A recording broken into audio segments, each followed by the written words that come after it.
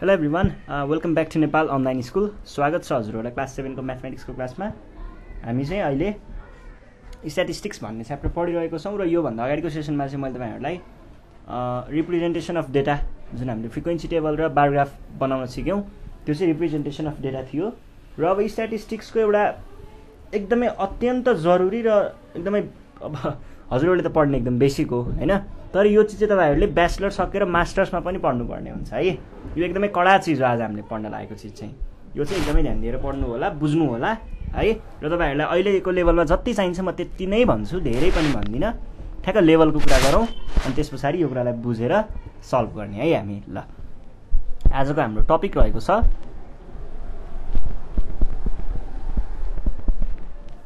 मीन। मीन means average. अब तपाईहरुले आजसम्म चाहिँ एभरेज जेनरली दुईटा नम्बरको एभरेज लिनु भयो होला, दुईटालाई +2 गरेर डिभाइड बाइ 2 गरेर हैन। यो चाहिँ तपाईहरुले अहिलेसम्म लिएको एभरेज भनेको यस्तै केही थियो होला है। तर अब हामी धेरै नम्बरहरुको एभरेज कसरी निकाल्ने र त्यो भनेको खासमा के हो त, स्ट्याटिस्टिक्समा त्यसले के भन्छ त भन्ने कुरा बुझ्छौं है।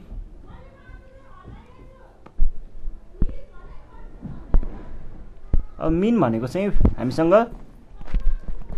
केही ग्रुप अफ डेटा हुन्छ, ग्रुप अफ डेटा नभनौं डेटा मात्रै भनौं। यसरी हाम्रो डेटाहरु हुन्छ है। यो एउटा ब्लक हुन्छ, केही चीजको एउटा हामीले लिस्ट गरेको हुन्छौं हैन, कलेक्ट गरेको इन्फर्मेसनको। अनि त्यसबाट चाहिँ यो एज अ होल यसले के रिप्रेजेन्ट गर्छ भनेर चाहिँ यसको एउटा भ्यालुले नै सबै कुरालाई लगभग हैन ज्यादातर भन्छ नि, ज्यादातर कुराहरु एउटा भ्यालुले नै देखाउने एउटा जियोस आफुमा एउटा क्वालिटी राख्छ हैन, यसले देखाउन सक्छ, रिप्रेजेन्ट गर्न सक्छ है। र त्यो भ्यालु भनेको यसको के हुन्छ, सेन्ट्रल भ्यालु हुन्छ। सेन्ट्रल भ्यालु है, सेन्ट्रल भ्यालु भनेको चाहिँ त्यसको सबैभन्दा बीचको भ्यालुले चाहिँ लगभग यसको यो ग्रुपलाई नै डिफाइन गर्न सक्ने हुन्छ, भन्नाले रिप्रेजेन्ट गर्न सक्ने हुन्छ है। र त्यही चीजलाई चाहिँ हामीले के गर्छौं भन्दा एउटा कुनै चीजहरुको ग्रुपलाई इन जनरल भन्दाखेरि एउटा भ्यालुले रिप्रेजेन्ट गर्नु पर्यो भने त्यसको मीन निकालेर त्यो भ्यालुलाई हामीले राख्छौं र त्यसले हामीलाई के दिन्छ, त्यसको क्वालिटी भनौं न, quality of the given data चाहिँ त्यसले दिन्छ, मीनले त्यो दिन्छ खासमा है। अनि त्यसपछि अब एभरेजको फर्मुला हुन्छ। एभरेजको फर्मुला चाहिँ कस्तो हुन्छ भन्दाखेरि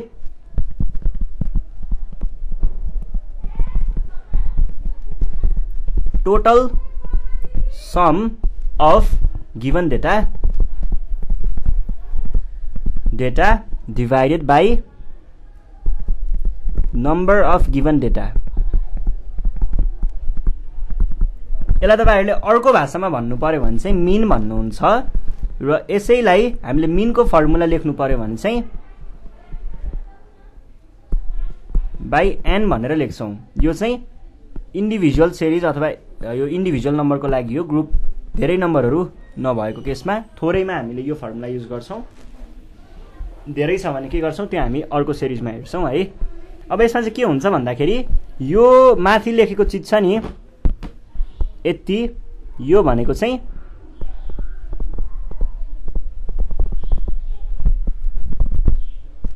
समेसन अफ x हो।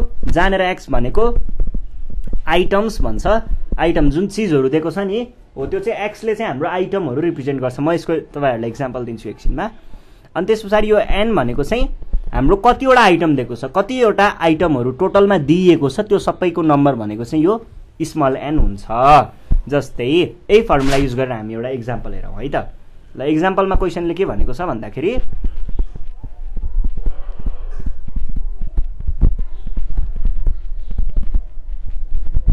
obtained by 5 people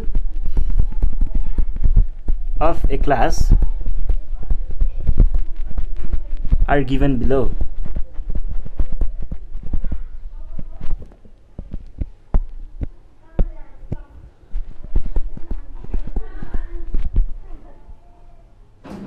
Find the average mark।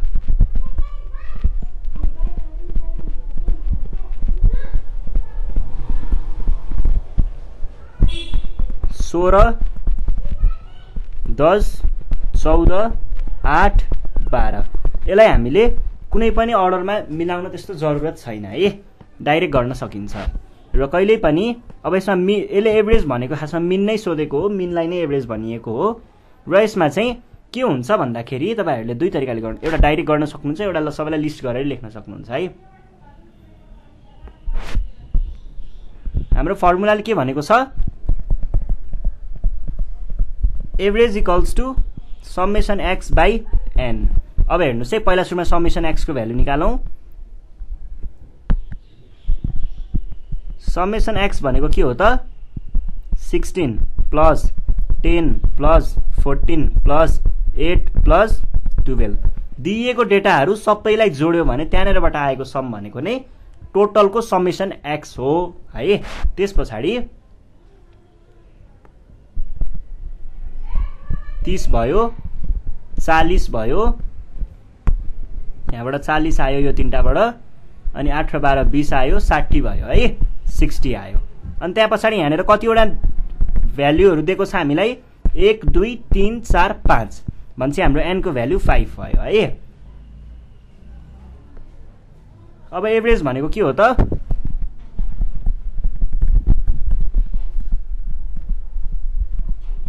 Average भनेको के भयो, समेसन x बाई n भयो। जबकि समेसन x को भ्यालु हामीले यहाँनेर लेखेको छौं अनि n को भ्यालु चाहिँ 5 लेखेको छौं, भनेको कति आयो 12 भन्छ। 12 हाम्रो एभरेज नम्बर रहेछ, एभरेज मार्क्स चाहिँ हाम्रो 12 आयो है। ल यसरी गर्ने।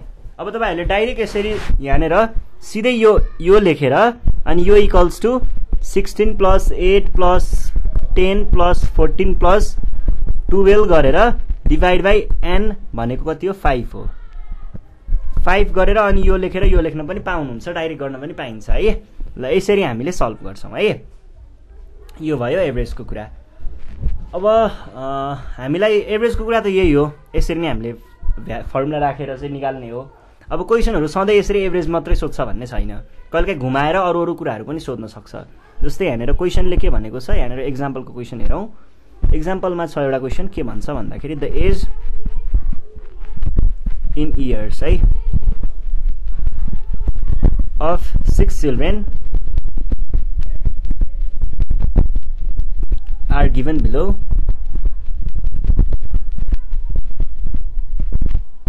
If the average age of the children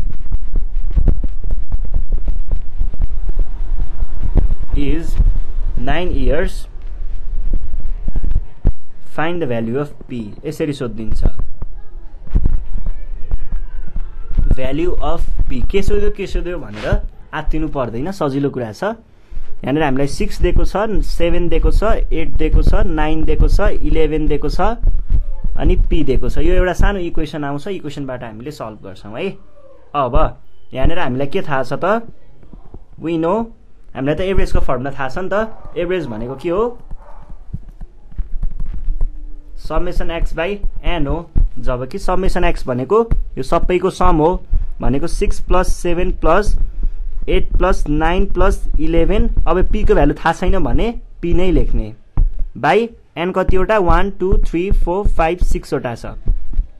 र एभरेजको भ्यालु क्वेशनले नै दिएको छ कति भनेर, 9 इयर्स भन्छ, 9 भयो। अब यसलाई त क्रस मल्टिप्लाई गर्ने,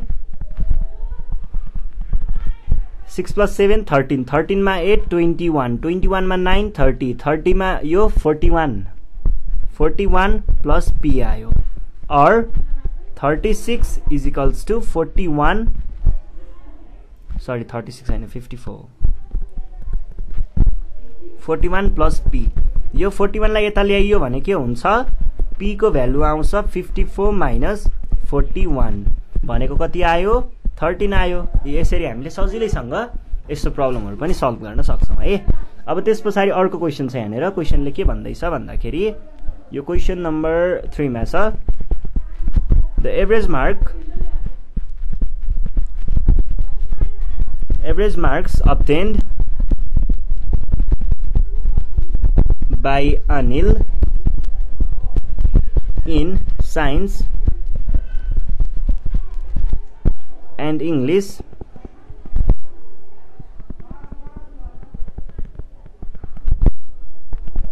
is 15.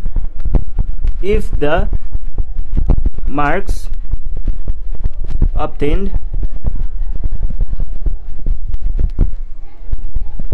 by him in mathematics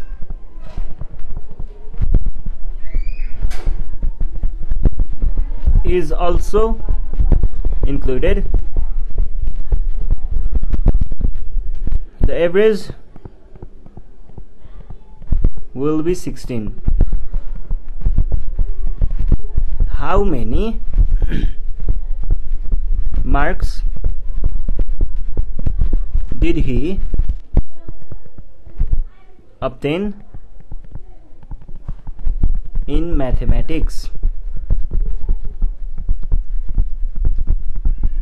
यो सही क्वेशन। अब हेर्नुस् है, यहाँनिर के भन्दैछ भन्दाखेरि अनिलले साइन्समा र इंग्लिशमा ल्याएको सब्जेक्ट, साइन्स र इंग्लिशमा ल्याएको सब्जेक्ट गर्दाखेरि के हुने रहेछ त, यो दुईटाको एभरेज भनेको 15 रहेछ। अनि if the mark obtained by him in mathematics, यदि हामीले म्याथमेटिक्सको मार्क्स पनि त्यहाँनिर ल्याएर जोड्यौँ भने नयाँ एभरेज भनेको के हुने रहेछ, 16 हुने रहेछ। अब तपाईहरुले के गर्न सक्नुहुन्छ भन्दाखेरि यस्तो गरौँ न त, यहाँनिर सपोज गरौँ है, लेट एस अनि इंग्लिशको ई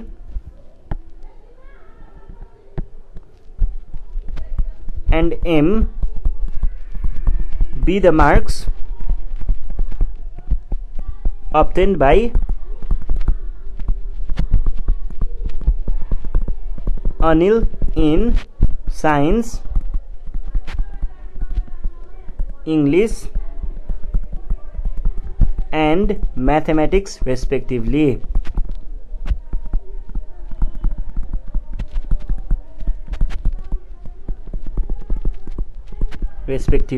अब हेर्नुस् है, क्वेशनले के भनेको छ, म्याथ के अरे साइन्स र इंग्लिशलाई मात्र लियो भने एभरेज 15 आउँछ अरे। For science and English only,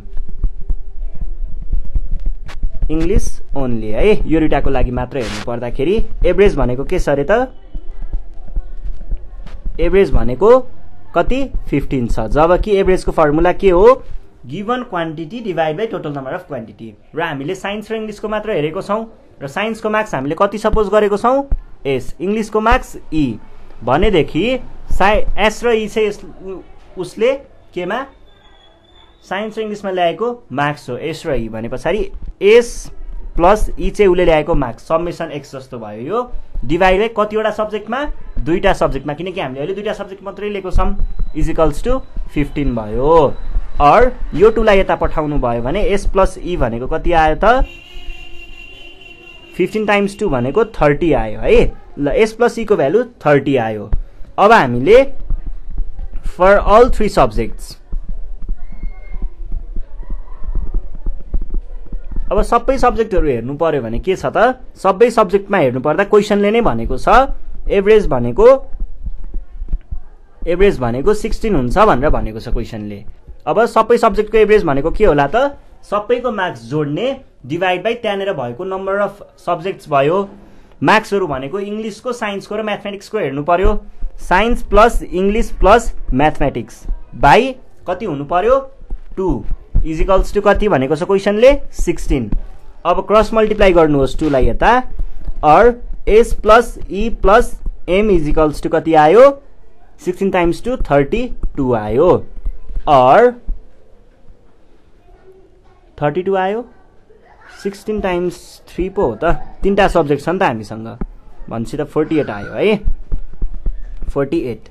और यो साइन्स र इंग्लिश जोड्यो भने कति हुन्छ, एस प्लस सी भनेको हामीले माथि भ्यालु निकालेको छौं नि 30 भनेर, 30 plus M is equals to 48 भयो। अब यो 30 लाई यता ल्याउने हो भने के हुन्छ, M is equals to 48 minus 30 भनेको कति हुन्छ 18। ल उले म्याथमेटिक्समा 18 ल्याएको रहेछ भन्ने यसरी हामीले निकाल्न सक्छौं है, बुझ्नु भयो होला कुरा।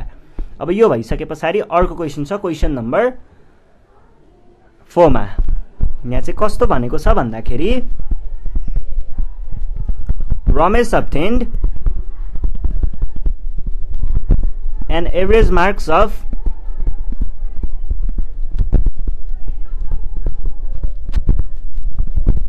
80 इन म्याथ्स भनेको छ and science and an average marks of 70 in English and Science. अहिलेको जस्तै कुरा छ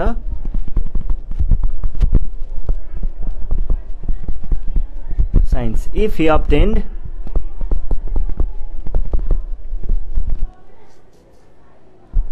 obtained 75 marks in science, find his marks in maths and English. केही पनि गाह्रो छैन, एकदमै सजिलो छ। हेर्नुहोस् है, यसलाई हामीले कसरी सल्भ गर्छौं त भन्दाखेरि पहिला सुरुमा क्वेशनले भनेकै कुराहरु युज गर्ने हो, त्यस्तो केही पनि गाह्रो छैन है। ल यहाँ हेर्नुहोस् है, पहिला सुरुमा चाहिँ के भनेको छ, एभरेज मार्क्स 80 इन म्याथ र साइन्स। म्याथ र साइन्सको एभरेज भनेको हामीले डिभाइड बाइ 2 गर्छौं, किनकि दुईटा मात्रै छ त्यहाँ। भनेको कति हुन्छ रे, 80 हुन्छ रे है। अनि त्यसबाट चाहिँ साइन्सको आएको त हामीलाई भ्यालु दिएको छ भन्छ, यसलाई यता लैजाने, इक्वेसन बनाउने, सल्भ गर्ने, सकियो यो। त्यसैगरी इंग्लिशको पनि त्यसरी नै सल्भ गर्न सकिन्छ, त्यो पनि सकिन्छ है। ल अब हामीले यहाँ के भन्न सक्छौं भन्दाखेरि गिभन के छ, एभरेज मार्क्स अफ म्याथ र साइन्सको दिएको छ, maths and science is equals to कति भनेको छ क्वेशनले,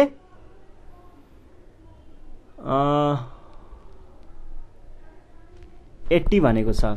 पहिला सुरुमा सपोज गरौँ है, सपोज गर्न बिर्सिएछ। ल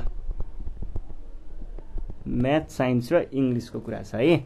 भन्छ let M S and E be the marks obtained by कसले हो, Ramesh,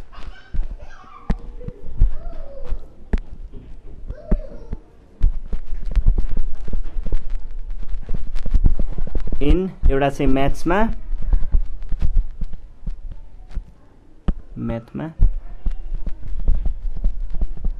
science and English respectively.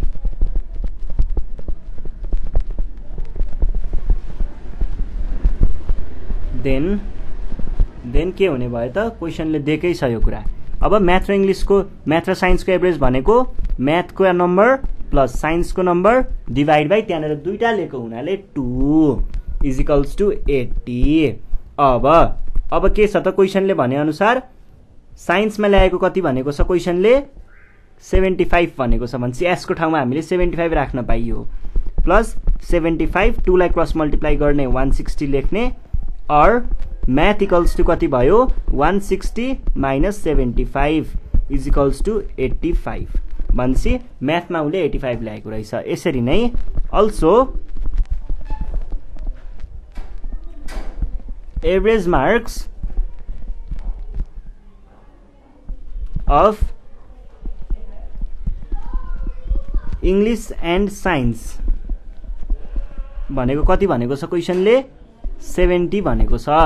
भनेदेखि हामीले के भन्न पाइयो त, इंग्लिशको ई प्लस साइन्सको एस डिभाइड बाइ दुईटा भएको हुनाले 2 इज इक्वल्स टु 70। 2 लाई क्रस मल्टिप्लाई गर्ने, और इंग्लिश साइन्समा ल्याएको 75 अनि यो भनेको 140 आयो, और यसलाई यता लग्नुहोस्, E is equals to 140 minus 75 भनेको कति हुन्छ, 140 माइनस 75 भनेको 65 हुन्छ होला।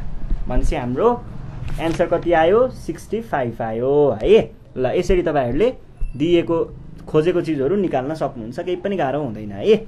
ल आज हामी यति नै गर्छौं, यो भन्दा नेक्स्ट सेसनमा चाहिँ हामी यसको एक्सरसाइज सल्भ गरौँला। त्यति बेलासम्मको लागि नेपाल अनलाइन स्कुललाई बिदा दिनु होला। Thank you.